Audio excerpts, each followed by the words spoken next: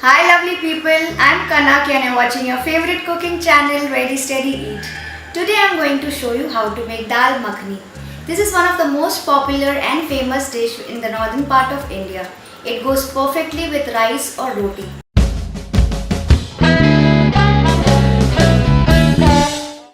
Heat ghee or clarified butter in a wok and then add the cumin seeds to it. Once the cumin seeds starts crackling, add the green chillies and add onions and saute till the onions turn little golden brown in color. Once it is done, add the ginger garlic paste and mix well. Now add the red chilli powder, turmeric powder, garam masala and keep mixing together and immediately add tomato puree and cook over medium flame till the mixture leaves the oil. Once you see that oil has started separating out from the tomato, add the dal, salt and approximately half to 1 cup of water as you desire and let it come to boil and keep it on low flame for around 10 to 15 minutes and mash very little with the help of a masher. Once you see that it is boiled enough and it has come to good creamy consistency, now you can add cream to it, stir it for a minute and add yogurt and again mix well. Simmer for 2 to 3 minutes or so and now our lovely dal is ready. Now I am going to serve it in my container. You can garnish it with some coriander, fresh cream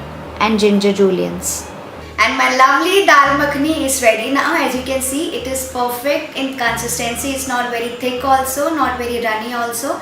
That's the perfect consistency we are looking out for, and it looks very rich and creamy in texture, and it is perfect for all your guests for any kind of dinners or lunch.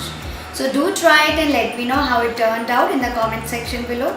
Also hit the like button and do subscribe to Ready Steady Eat for more such lovely recipes.